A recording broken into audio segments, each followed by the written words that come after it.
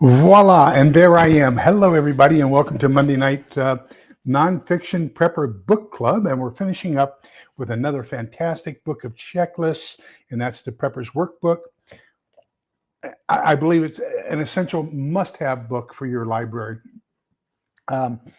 This has been done kind of intentionally. Last month, or the book before this one, was James Wesley Rawls's book of lists, basically on how to survive the end of the world as we know it. That's the origination of Teotwalki, the terminology. So, and that's book is, I believe, 2009 is when he wrote that. And then we have kind of an update to that with the Prepper's Workbook. Phenomenal, great list of great group of lists of things you need to take into consideration. I would say that the James Wesley Rawls book is a little bit more focused on things, and then the Scott Williams and Scott Finazzo's book is a little bit more focused on skills and things to think about, considerations, plans. Now it does, I want to say it's about 60% planning and thought processes and 40% things. I'm going to say that James Wesley Rawls' book is probably about 90% things and 10% thinking, planning, things like that. But those two books are absolutely essential books to have in your library. So welcome, everybody. Gosh, look at everybody that's here. I have had emails. Maggie is out of town for the holidays, and so she won't be joining us tonight. I believe Sue Me will be here shortly. I've been chatting with her. Interesting things going on up in Canada that she's highly aware of. They've lost their Minister of Finance. She resigned, I believe a week ago Friday. She was scheduled to give the State of the Union finance thing and everything else on Tuesday. She resigned on Friday. Evidently, there's some question about whether Trudeau was going to fire her or not. And wow, let me see if I can't cover the door a little bit here. Boop, boop, boop. No, I can't. Oh, well, we'll move this up a little bit closer. You can still see the doorknob. Oh, well. Excuse me. But then they've had another minister resign. Evidently, one of the parties that has been supporting the Liberals, which is what Trudeau is, has been keeping him in power. And now they've decided to align a little bit more with the Conservatives, and they're asking for a vote of no confidence, which basically is the same thing as kicking Trudeau out of office. That is probably going to happen sometime after Christmas, during the month or after the New Year, which gives him enough time in office to where he gets his pension. And but it looks like Trudeau is going to be gone before the end of January. Looks like the Germans are having a lot of problems with their government. A lot of governmental upheaval around the world. So welcome. And for those of you who are watching this on replay, thank you for joining us. Thank you for watching. We do this every Monday evening. We're looking at a different nonfiction preparedness book. We've pretty much finished the Prepper's Workbook. I want to go through a couple of the appendices and annexes tonight. I want to talk about some other things in general. I want to give you some great book ideas to get involved with. We also are reinstituting, not this month, but in January, we're reinstituting our fiction book club, and we're going to do volume 7 of Stephen Smith's Stonemont series. I believe the name is On Wings Like Eagles. And so we'll be doing that one the last Thursday in January. We'll have a discussion. You never can tell. We've been very lucky. Stephen has joined us on 2 of those book reviews so far. If I were going to do a stocking stuffer for a loved one for Christmas, and you want to get it there tonight, you want to order it tonight on Amazon so you can get it there tomorrow. There are a couple of authors I would strongly recommend. Stephen Smith's Stonemont series is fantastic. United.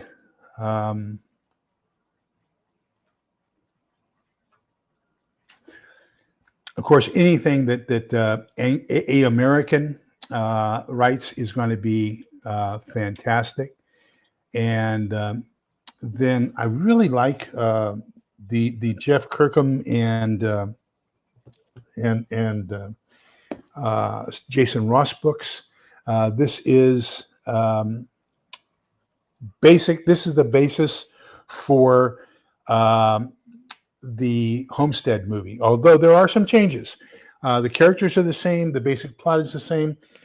They've moved it from the hills outside of Salt Lake City and dealing with the church to an area in Colorado, unspecified area in Colorado, dealing with local authorities.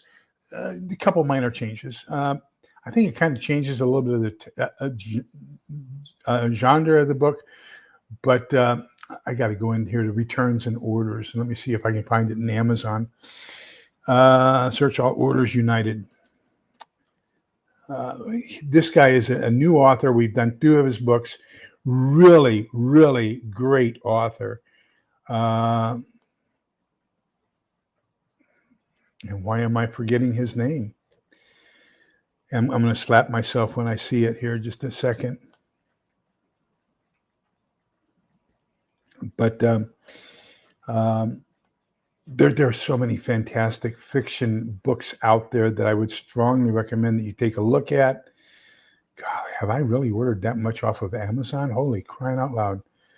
I guess I need to start off on page 6 from now on for things like this. Nuclear War by Annie Jacobson. I do not recommend. Well, it's a good novel. It's a novel. Don't take it as being fact on nuclear warfare. I consider that about as factual on nuclear warfare as I consider, this fact on how things are going to be in a post-apocalyptic world. They may be fact-based and things put in there, but in all reality, it's kind of it's fiction. Let's just put it that way. It's fiction. It's stylized fiction. Gosh, come on! I'm not finding him. Grammer. I haven't found him yet. Let me look up John Grammer. I believe is his name.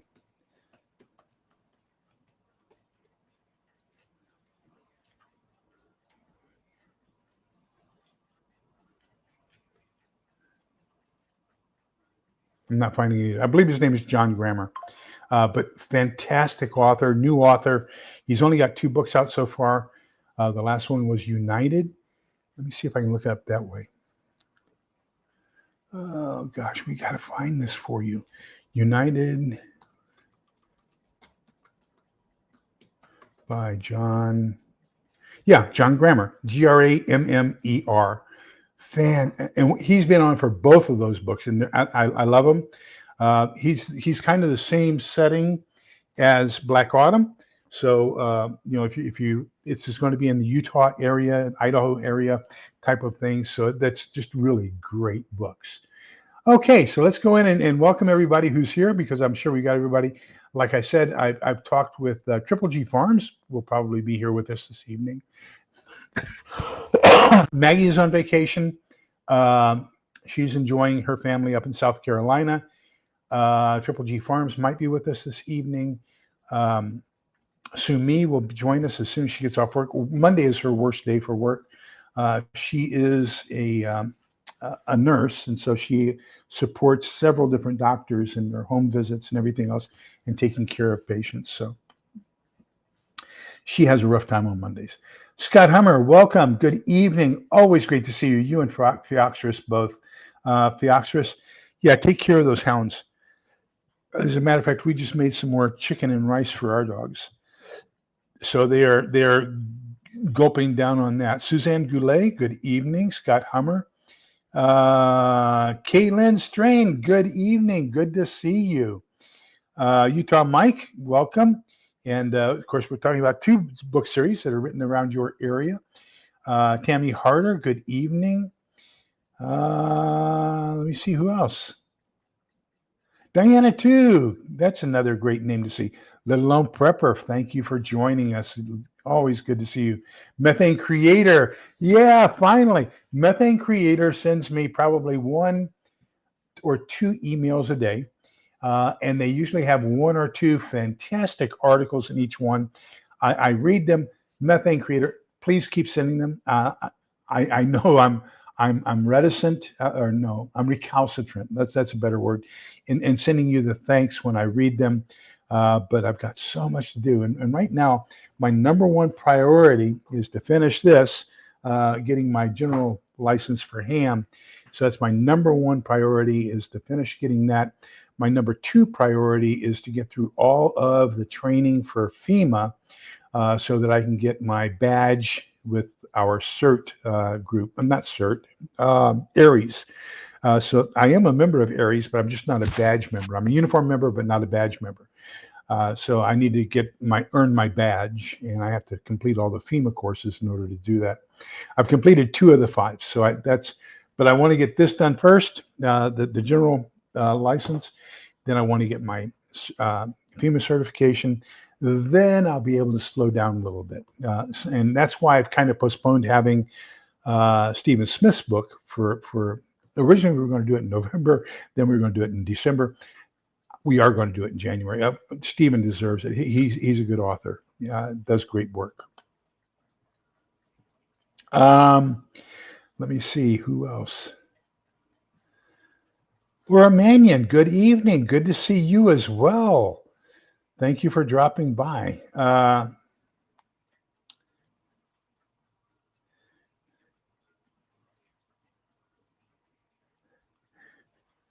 Thank you, sir.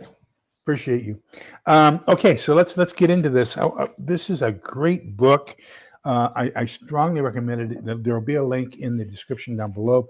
I want to go over the annexes and appendices for you, because he has these tips all throughout the book that are just phenomenal. For example, as we end his book, he says tips on how to talk to your children about preparedness and about defense and about all the things that are going on and how we can, as a family, survive this together. He's got the Prepper's Library. He's got a full page of prepping and survivalism books that he recommends. Let me see if there's any here. The Prepper's Pocket Guide I have. Prepper's Home Defense by Jim Cobb I have. U.S. Army Survival Handbook I have. Emergency Food Storage and Survival Handbook by Peggy Layton. Absolutely great book. I don't have Art Ludwig's Water Storage. James Wesley Rawls, How to Survive the End of the World as We Know It. That's the one that we did just before this one. Prepping books by author. And then he's got First Aid and Survival Medicine, Practical Cookbooks, Hunting and Food Storage, Geographic and Weather Reference Material, books for children on prepping, put it in a way where they can understand it and they can kind of be supportive. Then he has 2 full pages of important websites and contact numbers, things like the Coast Guard, FEMA, Poison Control, Red Cross, Salvation Army, suicide prevention, prepping information websites that he recommends, page and a half of those, and then smartphone apps that he recommends that you have on your Android and iPhone. Then that takes us up to page 192. 192, he has standard conversion charts, like how much a measurement of 1 teaspoon equals 5 milliliters. The one thing I don't like about this chart here is I'm getting, especially in my baking, instead of going by volume and going the European way and going by weight. So I have a scale that measures in grams. So I'm getting to where I'm more and more, instead of, because it depends on how hard you pack it and everything else. There's, differences in weight. So hello, Butch, welcome. So I'm getting to where I like more and more weight measurements rather than volume measurements. But anyhow, so that's kind of where we are. And just, I strongly, strongly recommend that you get a copy of this book, read it, go through the practice exercises, do the checklists and everything else. I haven't done a review on this yet, but it is a phenomenal book. This is the one that Homestead is based after. As you can see, I did my normal tabbing and highlighting, and so this one here,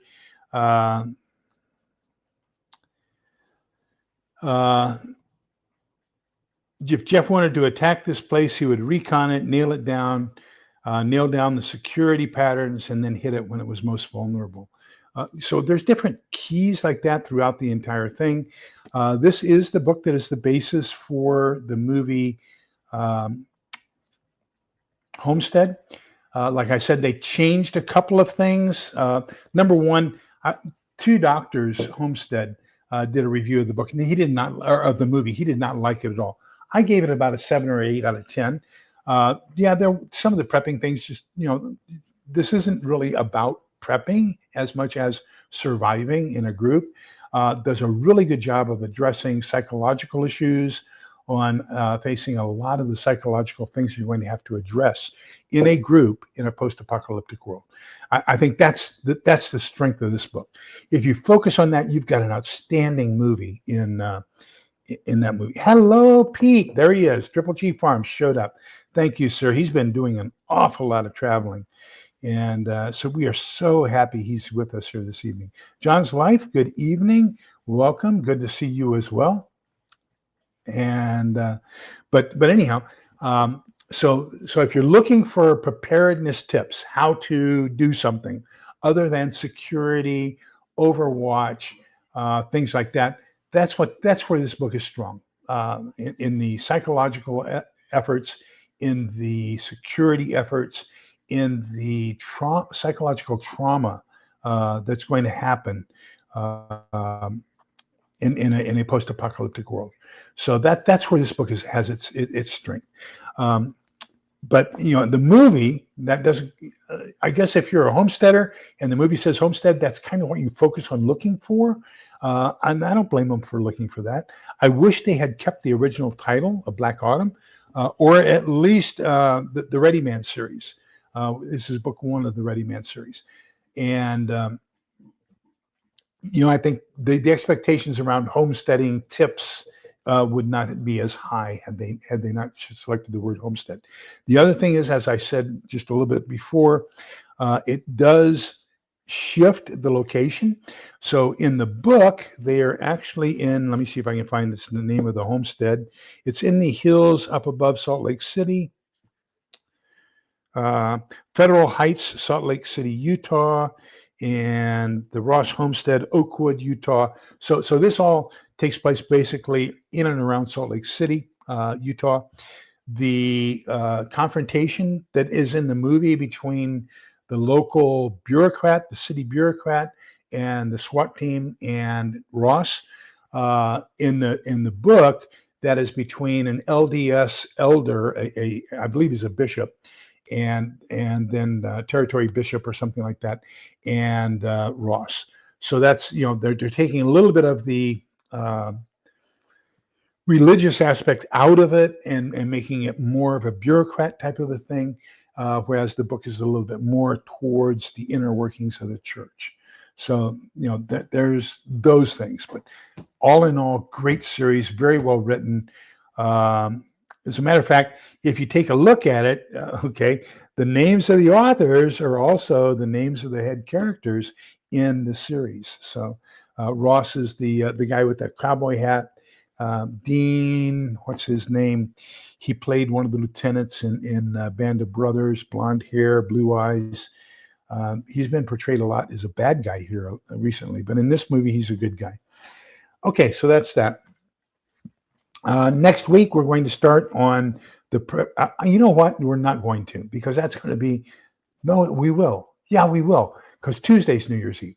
We're going to start the Ultimate Prepper Pantry Survival Guide. So this is going to be primarily looking at what we need to do as far as storing foods. So this is what we'll be starting next Monday evening. And there's a link so you can get it from my Amazon account down in the description down below.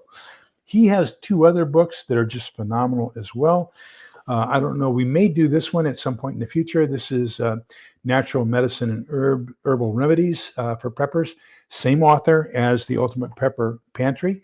And then he has a 3rd one that I'm reading right now, Critical Nuclear War Survival Skills.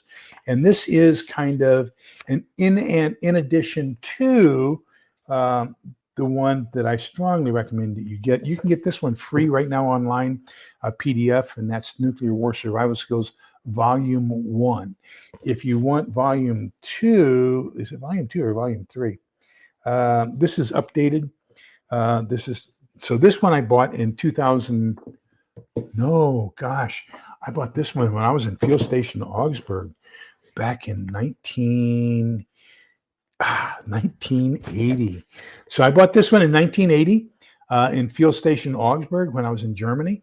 So this is the first edition. This was the one that was written by Creston Kearney, who was from Oak Ridge, Tennessee Nuclear Warfare Laboratory. So this was his endeavor to help us all. And then that's been updated here recently. And this is Stephen Harris. Now you can go to Stephen Harris I'm not sure if it's .com or .org. Look up Stephen Harris, Steven Harris. As a matter of fact, he's just recently been interviewed on Canadian Prepper Channel. But if you look him up, he has this one available to you on PDF for free. Get this one, memorize pages 1 through 32, okay, which are the first 4 chapters of the book. And I'll show those to you here in a minute. This one just kind of updates things a little bit. Okay, so this, I want to say this, and this are going to be key for you here in the near future. I've just recently finished reading Al-Qaeda 2.0 by TIC, which is the Transatlantic Intelligence Cooperative, or I think, I forget what the C stands for. But anyhow, it includes Sarah Adams, who's one of the contributing authors. And then Sean Ryan is another one. So go to the Sean Ryan show on YouTube. Anything that has Sarah Adams in it, watch it. She is the CIA Muslim extremist expert. I don't think anybody knows as much about Al-Qaeda, ISIS, all the different factions of Al-Qaeda, the Taliban, people like that. There's nobody who knows as much as she does. The other guy who's an expert is this guy, Colonel Scott Mann. Yeah, Scott Mann. And he was a Special Forces colonel in charge of the teams. So you've got an A team, and the A team has 12, 13 guys in it. You've got 3 to 4 A teams to a company, and then 3 or 4 companies to a battalion, and then 3 or 4 battalions to a group. Okay, so Lieutenant Colonel's in charge of the battalion. So he has somewhere around 16, let's call it, A teams that he was responsible for. He's writing to tell us about the repercussions of our terrible withdrawal from Afghanistan under President Obama. It took us 20 years to get people's trust and faith, and then we just deserted them on the battlefield and just left them for the Taliban to do it as they will.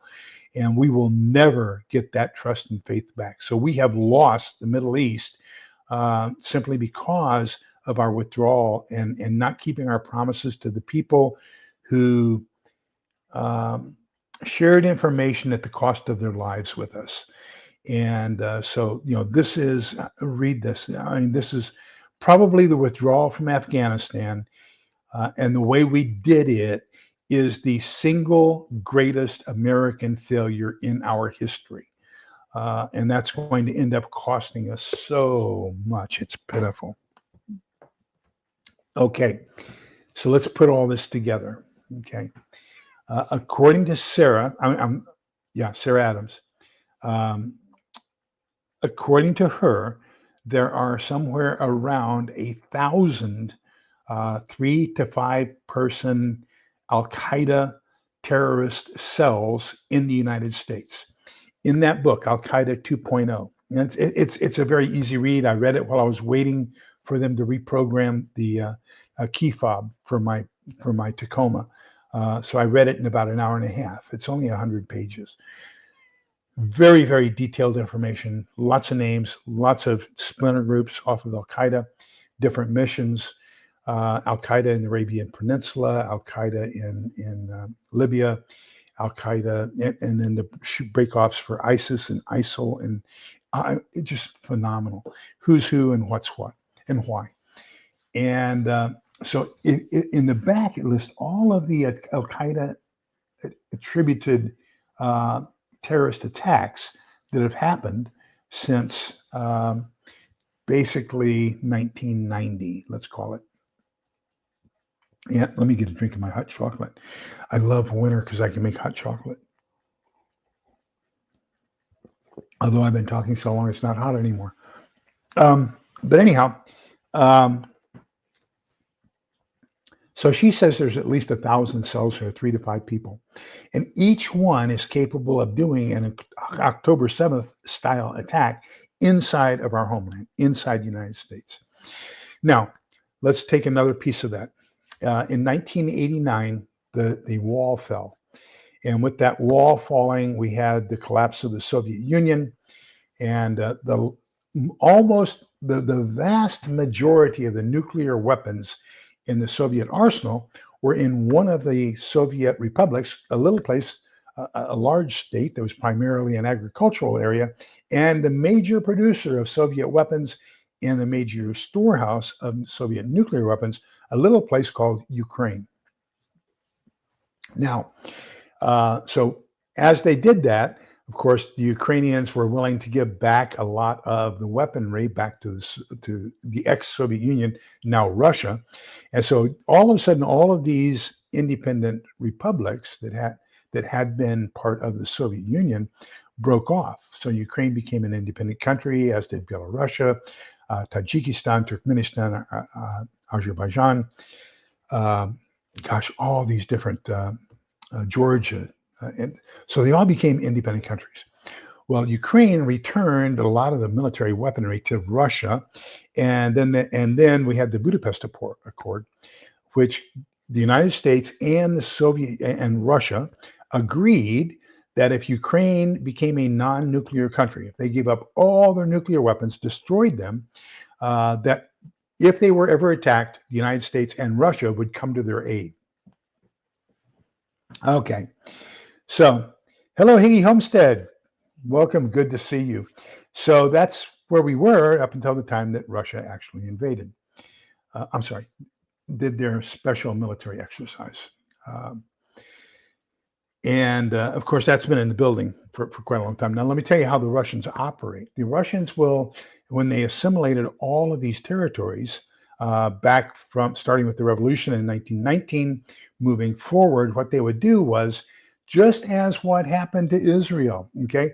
If you remember, right after King Solomon, Israel, his 2 sons, split the country in half, basically. So you had the southern half, which was Judea, and that was the tribes of Judah and Benjamin. Then the other 10 tribes, basically, or I'm going to call them 9 tribes, because the Levites, basically, the priests stayed pretty much within the temple area, but they weren't really, they were temple. They were the priests, so they didn't really do that much. So the 9 tribes to the north became the country of Israel. Then when the Assyrians came down, they occupied Israel, kicked all the Israels out, began the diaspora, and they resettled people in. And that's when they put in the Sumerians.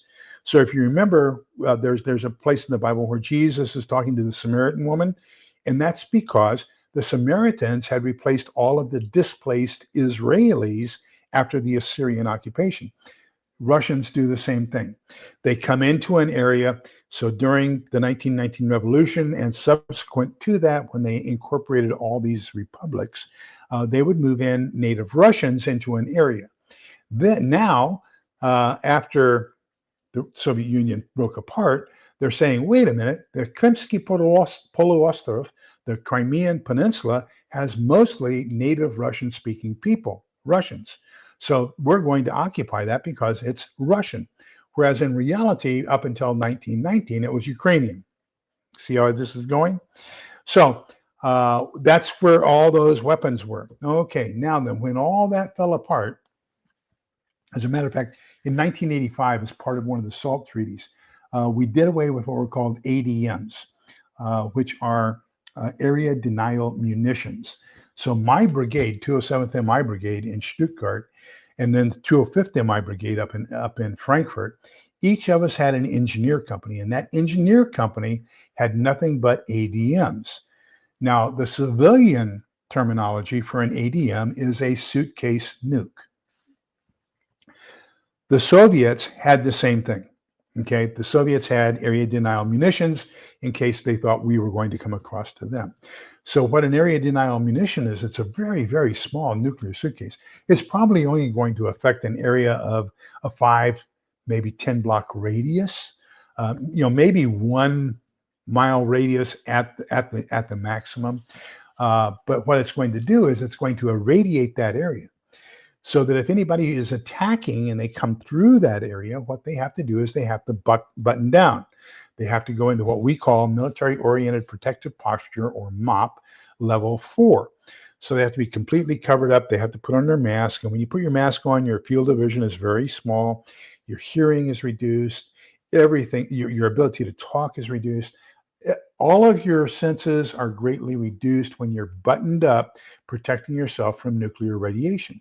So as you're attacking, it really gives the defender a humongous advantage. Well, why do I say that? Because, let me find my note, my research here. Where's my calendar? Gosh. I've got my no, that's 2025. Where's my 2024 calendar? God. I know there it is. Okay. So of all the area denial munitions that the Soviets had, up until 2010, there were 132 of them missing. Since 2010, they found all but 10.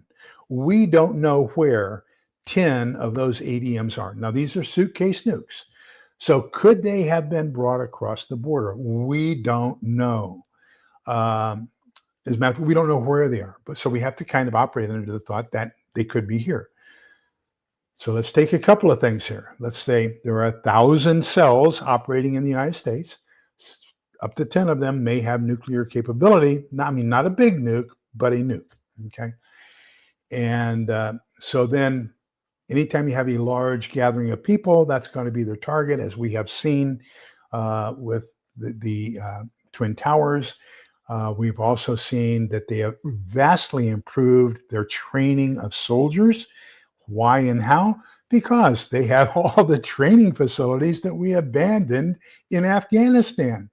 They were training maybe 100 fighters a year up until the time that we evacuated or ran away from Afghanistan. Now they have 9 major training facilities, and they're training thousands of soldiers on a regular basis in a professional training environment. So all the resources are there. So that means that there could be a whole bunch of little bitty attacks throughout the nation.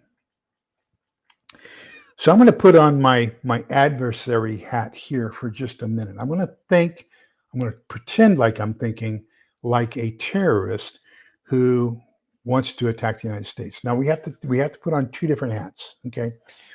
First, we have to put on the hat of a Chinese person or government, or a Russian person or government. They want to take our resources. Scott says Mop 4 is no fun, especially in July. Try it in Saudi Arabia in January.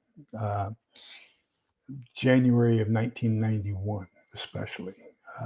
That's no fun at all. Inside a vehicle with no air conditioning in the Saudi Arabian desert. That's a challenge. But anyhow, so we're going to divide this in 2. Okay. So first, let's take the kinder threat, and the kinder threat is going to be the Russians and the Chinese. And why do I say kinder? Well, let's take a look, and that's why you have to get these books. All these books, like Sarah Jacobson, are there to scare you. I believe it's Russian propaganda, or influenced by Russian propaganda. The same thing with the, what was his name? Nuclear winter guy from the 60s and 70s, Carl Sagan. But anyhow, that's all based off of, and Annie does the same thing, and Annie Jacobson in her book. Oh, it's in the bathroom. I'm reading it while I'm in the bathroom. Annie Jacobson does the same thing in her book. She assumes that all of the explosions are going to be surface explosions. So let's go back and let's review the difference between a surface and an airburst. So in airburst, you're basically focusing the explosive thermo um, forces of that blast onto um, into an area, and that's basically what we do with Nagasaki and Hiroshima. Okay, so this is an airburst. Okay, notice that the explosion does not touch the surface of the Earth, so you have minimum fallout. You have maximum destruction.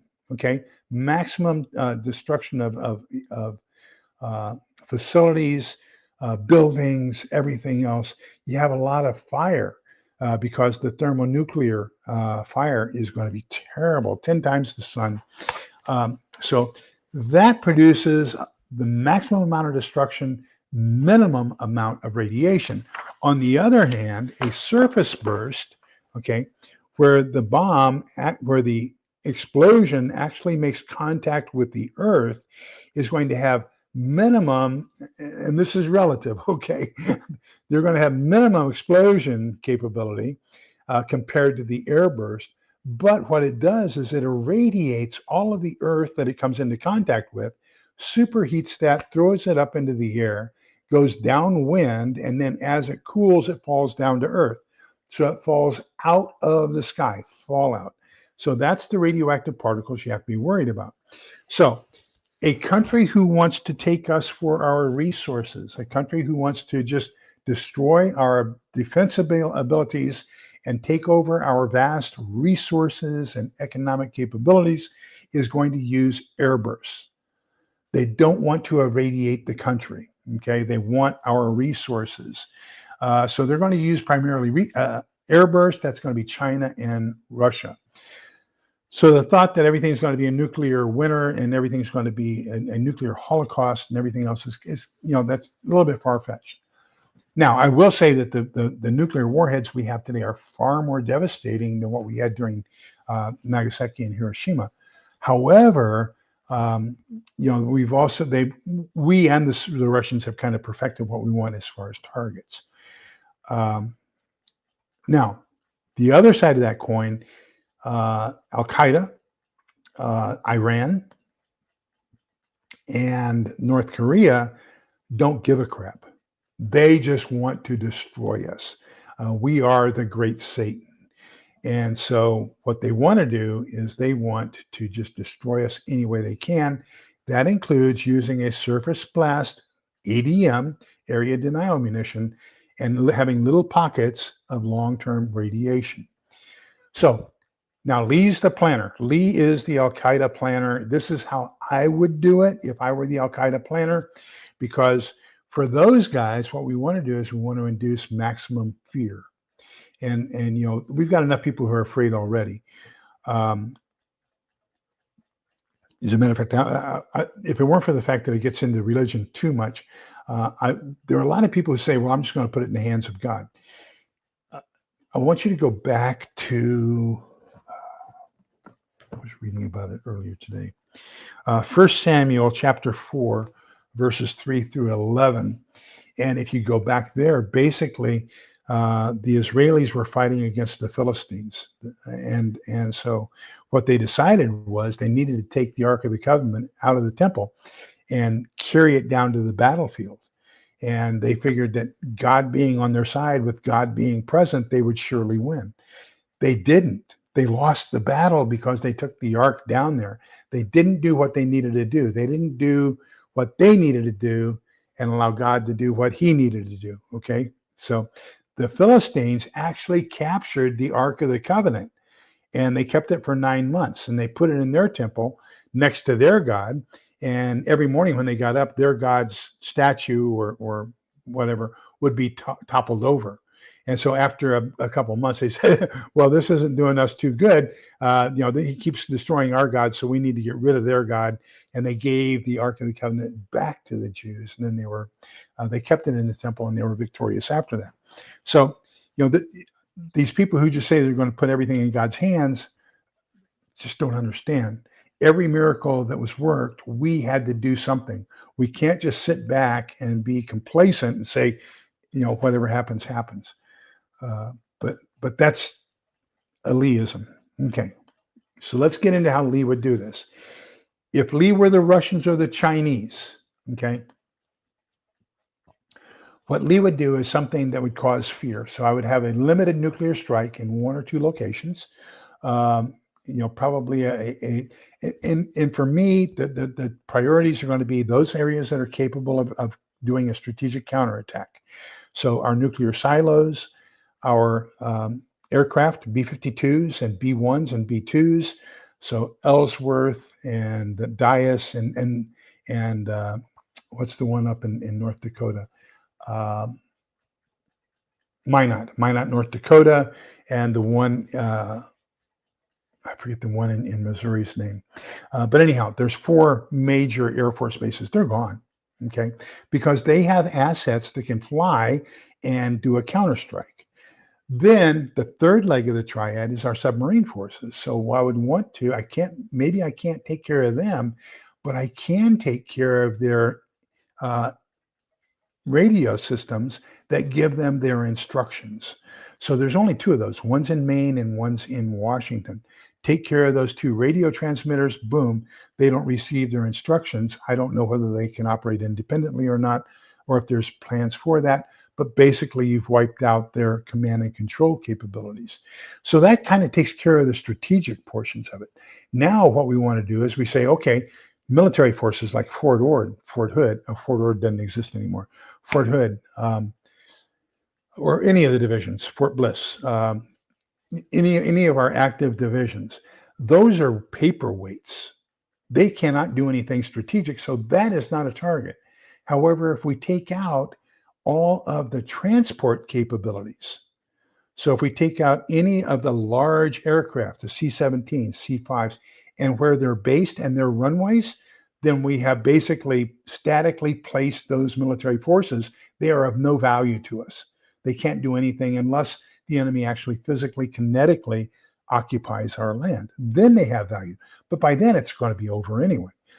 So now we've taken care of that portion. Now the next portion is, okay, we can't use the aircraft. Maybe we can put them on a boat and ship them overseas.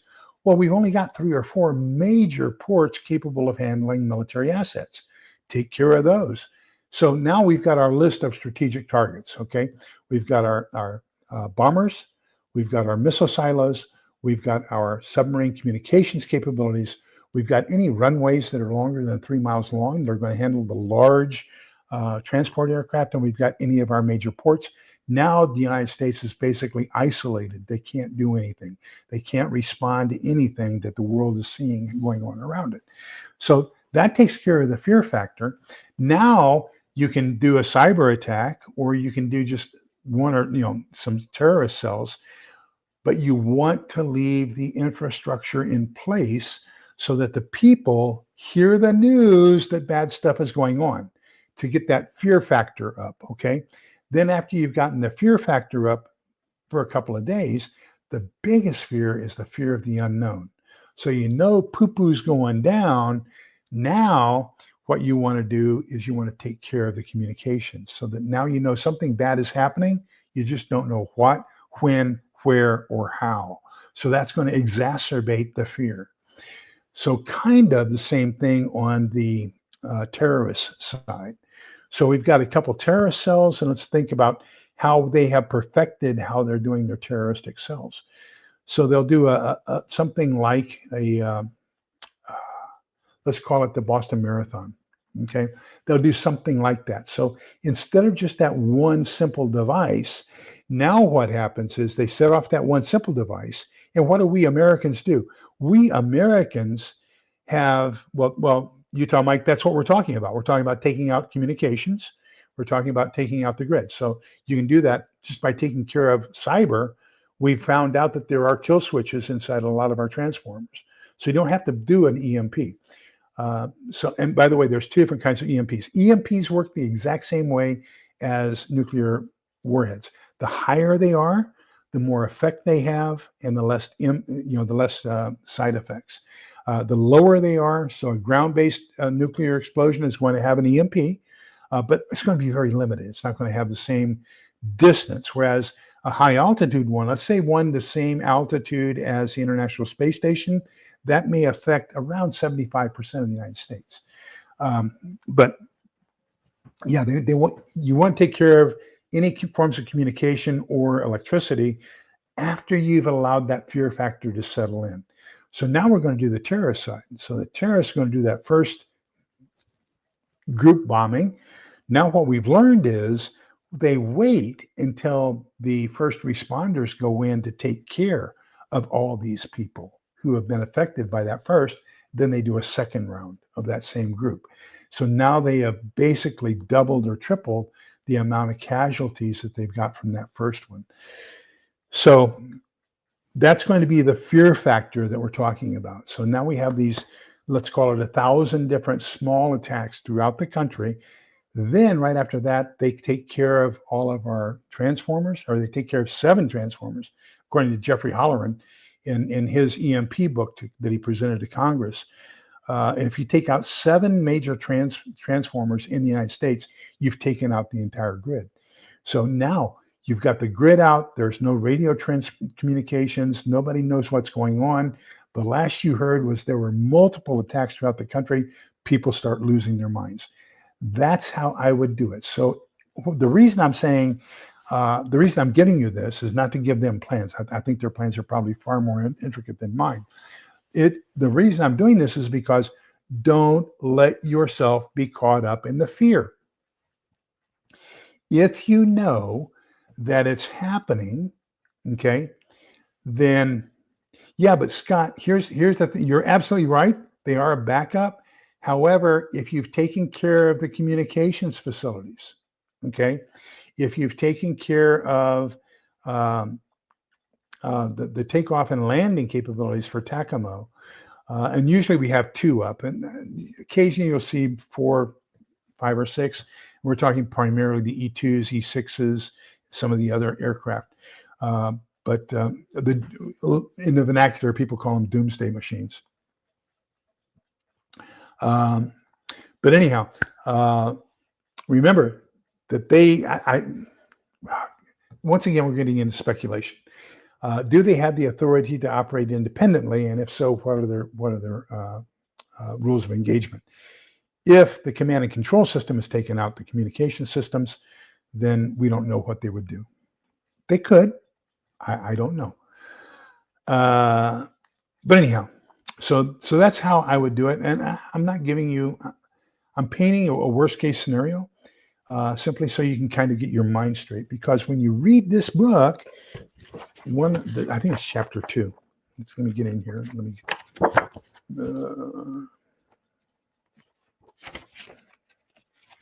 This is the original one. The new one is 90% like chapter 2, psychological preparations, page 16.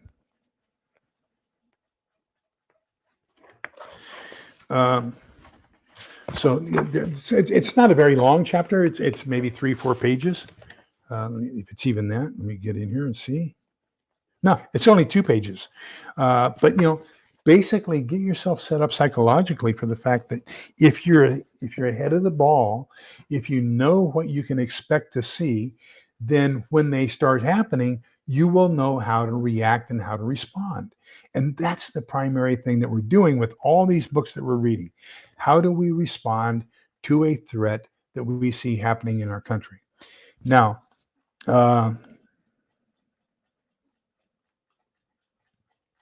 Theoxerus, that's exactly why I said target number 3, okay?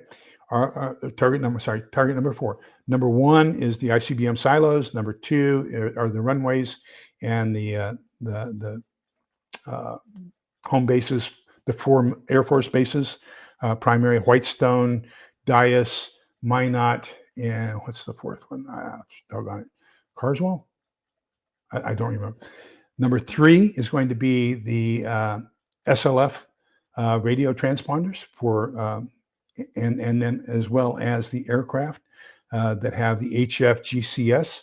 HFGCS is High Frequency Global Command System.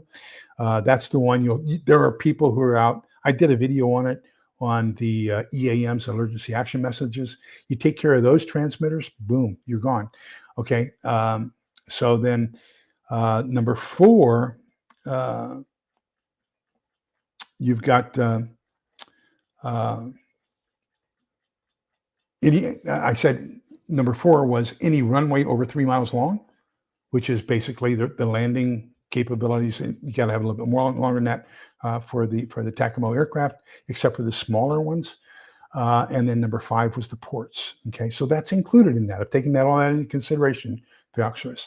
And so remember, I was a targeter. So Barksdale, thank you, Methane, thank you. So yeah, I don't think that they're going to have everything that they need as far as servicing those aircraft. They may get back up once or twice, but that's going to be it. It's going to be very, very limited. But anyhow, and we can agree to disagree on that. But I just think that anything that has a runway that's 3 miles or longer is going to be a target, and that's basically any airplane. It's also capable of handling a C-17 or a C-5 or any of the larger 707s, etc. Okay, so that's pretty much the where we are. Don't want to get your Christmas down, but that's why we need to take a look at that James Wesley Rawls book, How to Survive the End of the World as We Know It, and take a look at those lists of things that he's got. And then we also need to take a look at the book we've just finished, which is the Prepper's Workbook. How can we get these things? So some of the things that you might consider, besides a lot of these books, as a stocking stuffer for somebody you love, make sure that you are well equipped as far as the things that you need. Food, water, sanitation. I wish I had a humongous post hole digger. I would love to dig a hole in the backyard that I can put a porta potty over about 6 feet deep, so that I can have a place to get rid of my human waste. There's all kinds of things that we can do there.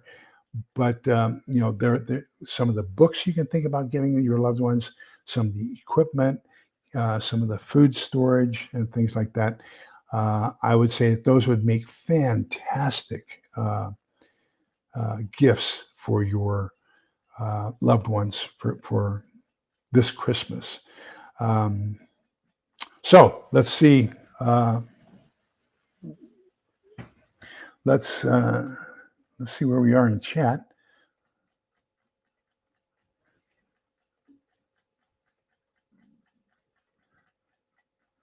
Let me see.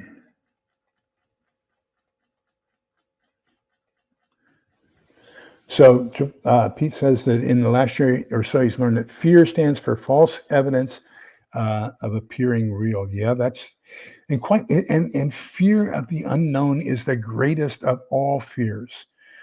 So you're absolutely right.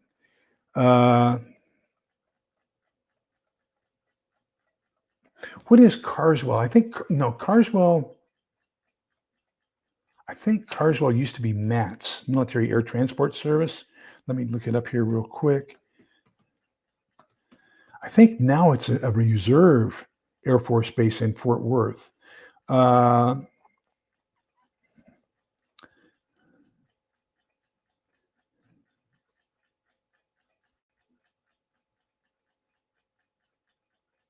Yes, a Joint Reserve base now.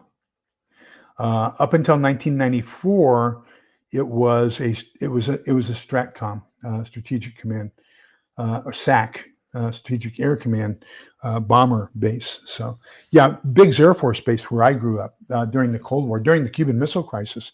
Golly, we were about 5 miles off the end of the runway for the B-52s. We also had B-36s when I was younger, B-36s, B-47s, and B-52s. But those B-36s were gorgeous when they took off. But we were right at the end of the runway, and then we were just close enough to the mountains where the B-52s would turn north, just as they went over our house. My best friend, I watched most of the Mercury launches at his house. His dad was a B-52 pilot. Um, yeah, so we did. So he was really into the Mercury program too. I think he wanted to be an astronaut. But okay, so let me see here.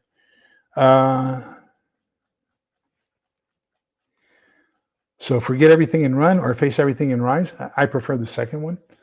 But those are great, Little on Pepper. Thank you for sharing that.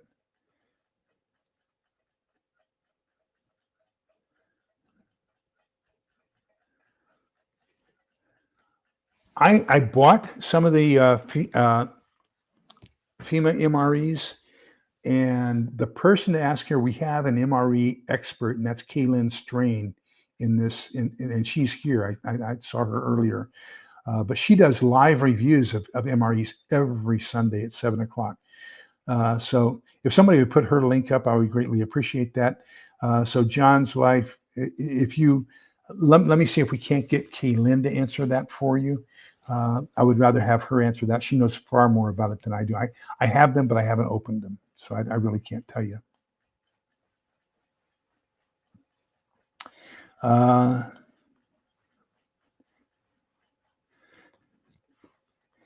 Had a cousin who worked on fighters at Eglin. She was an auto mechanic before joining the Air Force. So I was at Eglin Air Force Base in 1974,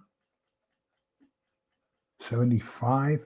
We had an exercise called Brave Shield, and basically the 25th Infantry Division from Fort Stewart was the defenders, and then the 82nd Airborne Division from Fort Bragg flew in and dropped in on the 25th, and it was an exercise using Eglin Air Force's base is big.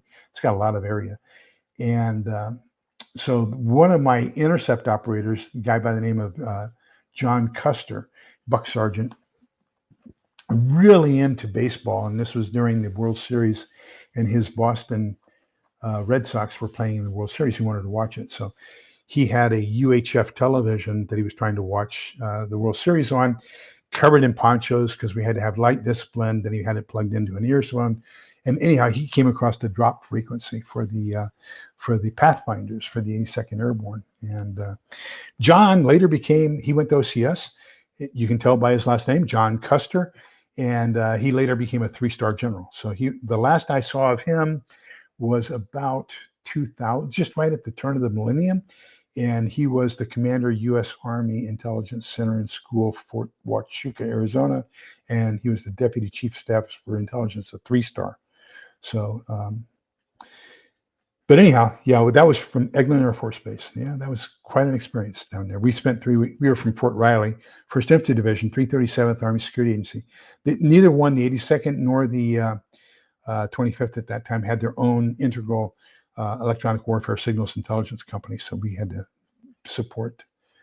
We went TDY to support that. Let me see.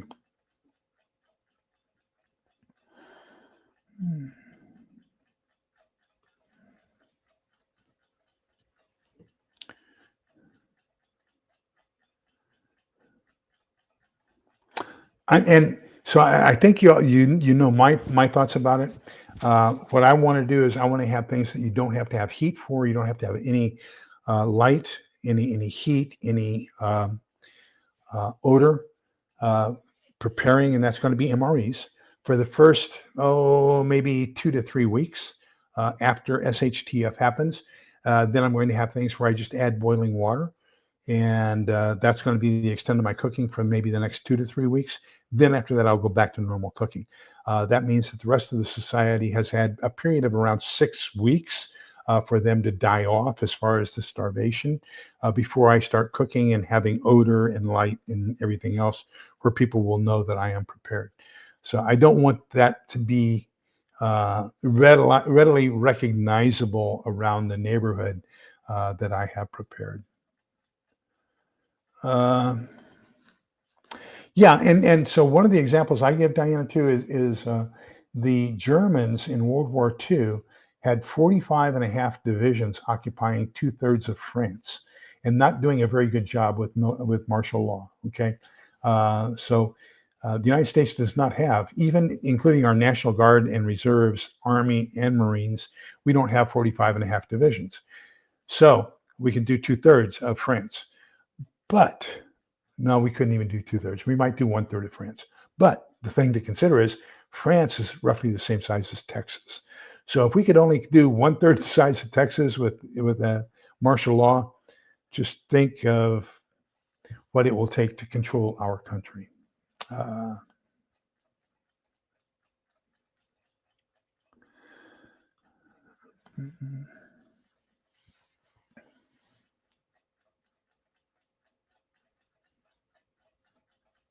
okay, so I guessed that one right. Thank you. Okay.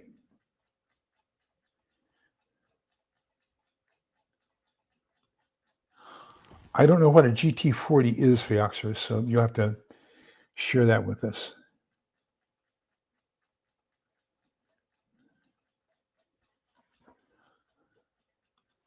Oh, wow.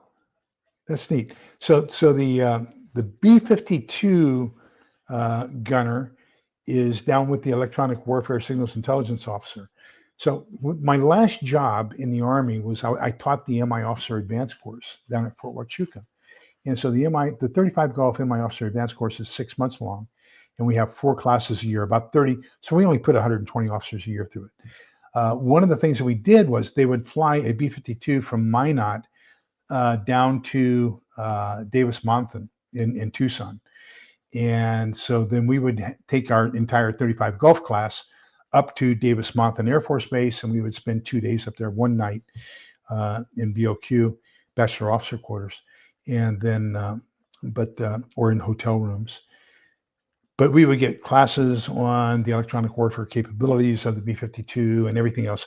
So one of the things I did notice was that the gunner sat right next to the EW officer, which is where we were primarily training all of our officers.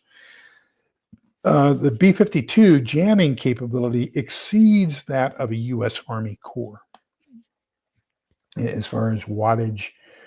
Now, it's a totally different frequency range than what we do. But, I mean, the wattage is unbelievable. So just what a great piece of equipment. Let me see.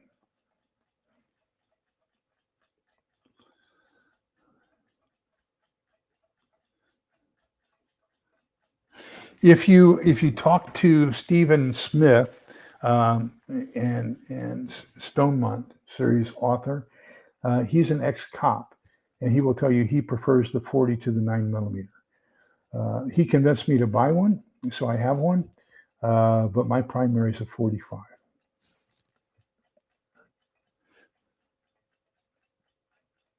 Okay, so here's Kaylin answering your question there, Johnny, John's life, about the survivor daily rations.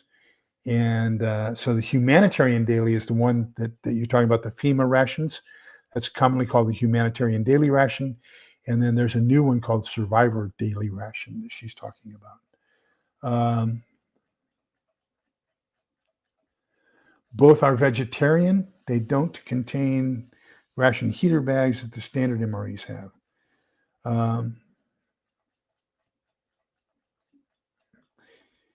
Yeah, that didn't last too long, did it? That wasn't very well.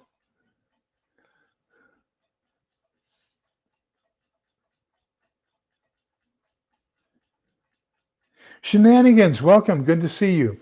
Okay, well, I've had you people for an hour and 5 minutes. Thank you for your time. Listen, Merry Christmas. Do me a favor. Stay aware of what's going on around you. It looks like the Canadian government is falling. I don't know why. It was really strange, but the president and vice president both got recalled back to DC. Don't know what's going on. I watched a video. Canadian Prepper interviewed John Ferguson.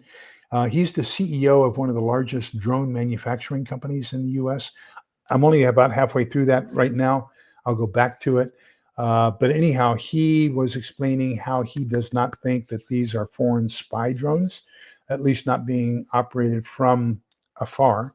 If they are, they'd have to have controllers very close. And he was talking about the battery life of the quadcopters and all this other kinds of stuff. And so He's got some very good reasons, and he should know, that being the CEO of the drone manufacturing company, exactly who and what the capabilities are. So, just a great interview. Just look up Canadian Prepper, and let me see what that's called. Well, here I can do it. I can put a link here in the. Yeah, there it is. So this is the one I'm currently watching, and I'll put that link here.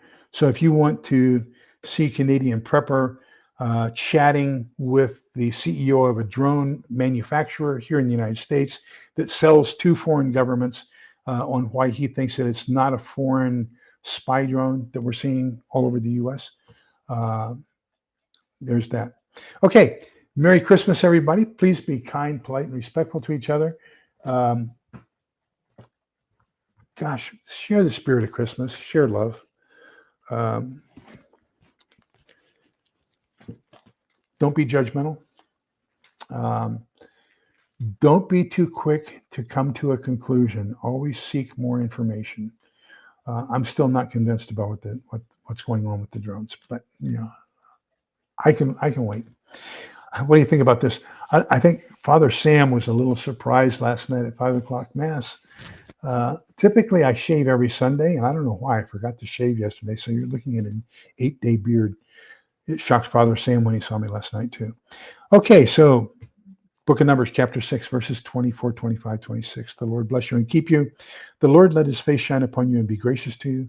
The Lord look upon you kindly and give us all peace. So remember that we're all in this together. We want to come out the other side together. Take care, everybody. Merry Christmas, and we'll see you a week from tonight. Bye-bye.